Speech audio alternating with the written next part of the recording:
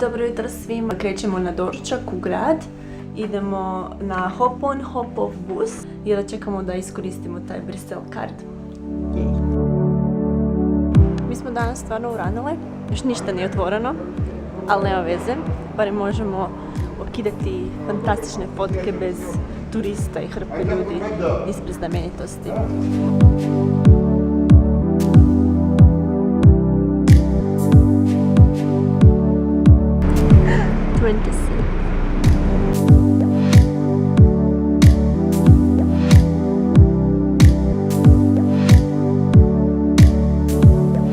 Ovo je Tomijin simbol Brisela koji je trebao biti ovdje samo kratko kao i Eiffelov toranj, međutim zadržao se dugo godina još.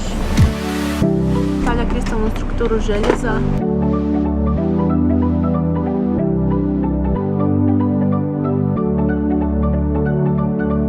Idemo u Google. Audrey Hepburn je rođena u Briselu, ne znam da li ste to znali.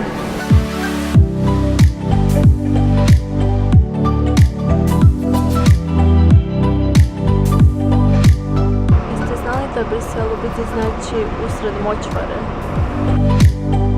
Kekelberg, Bazil. Vidjeli smo baziliku, sad idemo u Chocolate Village. Za nas u muzeju čokolade, sve miriši po čokoladi. Ovo je sa kokosom. Upravo ćemo imati demonstraciju kako se rade praline. Prefino. Znači, malo se drmaju kako bi svi mjehurići izašli van i onda se opet krene da čokolada iscuri van, da bi se praline mogle napuniti. Zatvaranje pralina. Da li ste znali, ali Belgija je domovina stripa. Arcades od čokolade, simbol Belgije, i ovo ima 190 kila.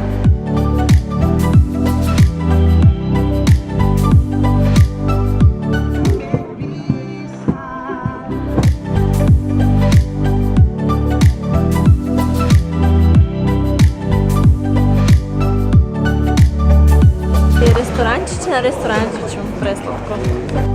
Svi jedu naravno školjke.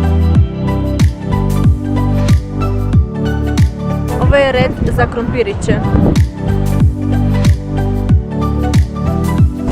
Avenue Louise je isto što i Champs-Élysées u Parizu ili Fifth Avenue u New Yorku. Eto nas ispred Europskog parlamenta.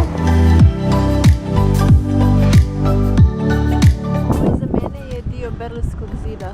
Sada smo u parku koji ne znamo izgovoriti, Cinquecento nešto, uglavnom tu smo došli zbog arkada koje ćete uskoro vidjeti. Indian Food Festival, idealno za nas.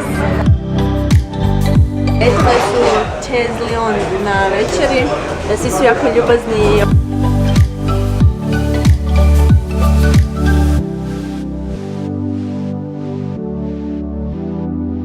Ova riba, ne znam kako se zove, sole, prefina je. Naša preporuka broj 1. Bila je fenomenalno.